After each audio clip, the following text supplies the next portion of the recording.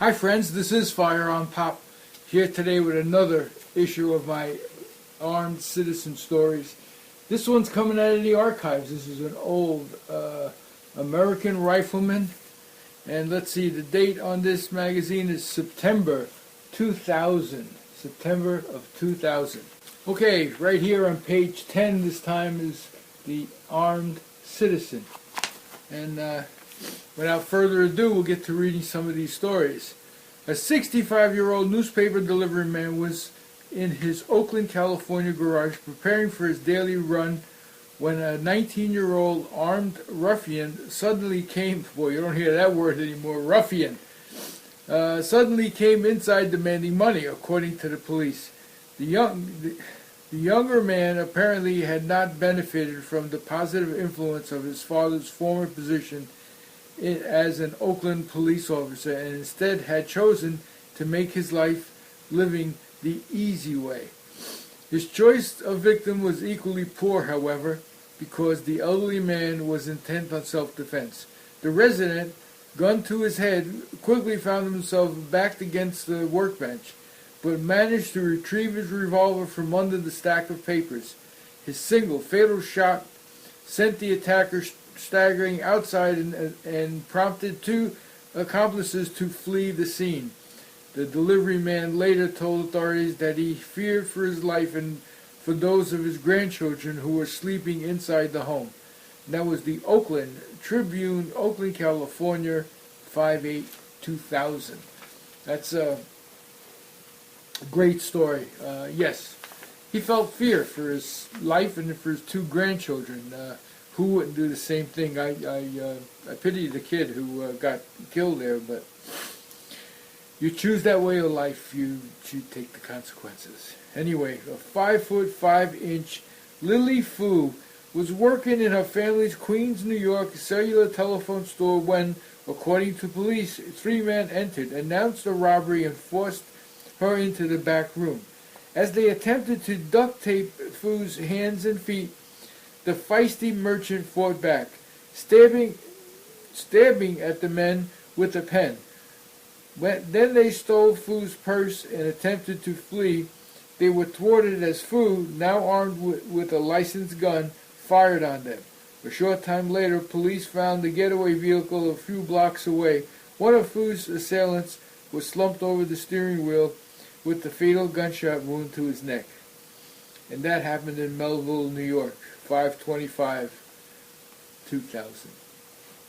Well, I fear that Ms. Fu is in deep caca, if that's the right word for this. They were leaving. They only took money. Her life wasn't in danger anymore. No reason to shoot. And I'm sure this article here doesn't go into it any further, but that's not a good scene. Anyway, let's continue here. Penny Smith started after her dogs when she heard them chasing what she assumed was a rabbit near her Shrewsbury, Vermont home. Shrewsbury. When the animal turned out to be a rabies-crazed coyote, though, Smith bolted for her truck and sounded the horn for her husband. Unfortunately, Greg Smith's single shot missed its mark.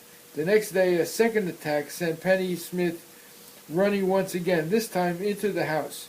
When Greg Smith came to her rescue this time, he was passed at the front door first by his wife and then by the coyote. The animal was right on her heels, he said.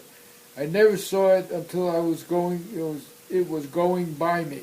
Penny Smith escaped out of the back of the house, but the coyote turned on Greg Smith, who pulled down the 30-pound animal and 6 shots from his handgun. It was so sinister, the thing was cool as a cucumber. It had no fear, said Smith. Valley News, West Lebanon, New Hampshire. My son lives not far from there. That's an interesting story. Let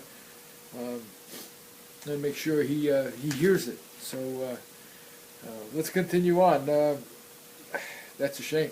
I mean, I never knew a coyote to do that, chasing inside the house for the person. So, a wheelchair-bound Vietnam War veteran was in his apartment early one morning when another man, apparently drunk and jealous about the mutual female friend, charged forward an apartment, screaming obscenities and ultimately forcing his way inside. Meanwhile, the resident armed himself with a 9mm handgun.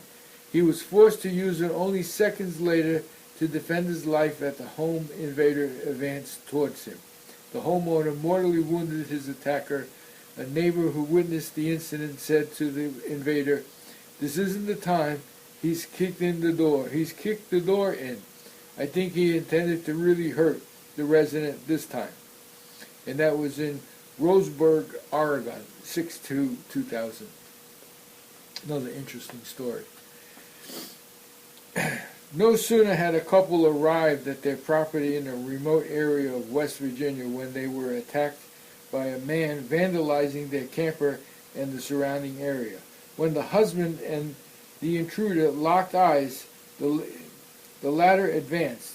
Bent on mayhem, the vandal refused to heed the warnings from the wife, who finally was forced to fire a single fatal shot from her semi-automatic handgun to halt the confrontation. And that was in Beckley, West Virginia. Beckley, West Virginia. And again, 6/8/2000. Media reports of a dangerous fugitive were still fresh in the mind of Mount Pleasant, Tennessee resident when he went to check on his dogs, which had suddenly began barking. The man's worst fears were confirmed when he spotted a figure lurking nearby and recognized him as the person police were seeking. Fortunately, the property owner had first armed himself with a gun. Basically, the resident subdued him until law enforcement arrived. Said Monroe County Sheriff Doug Watson, the suspect was being sought in connection with an abduction and rape of a 19-year-old woman the previous week. Lenoir City, Tennessee, 5/3/2000. Interesting as well. So, let's continue on here. Great stories. So this is back in 2000, some great stories. In a near-deadly encounter that police concluded may have been a case of mistaken identity, 2 men with guns knocked on the door of a Minneapolis, Minnesota house shortly before midnight and pushed aside the female resident who answered. Commanding her to stay away, the men made their way inside, but not before the woman shouted warnings to her male companion. He grabbed a rifle and fired at the pair, striking one man in the leg. Both men fled, but were later arrested by police, and that was in Minneapolis, Minnesota.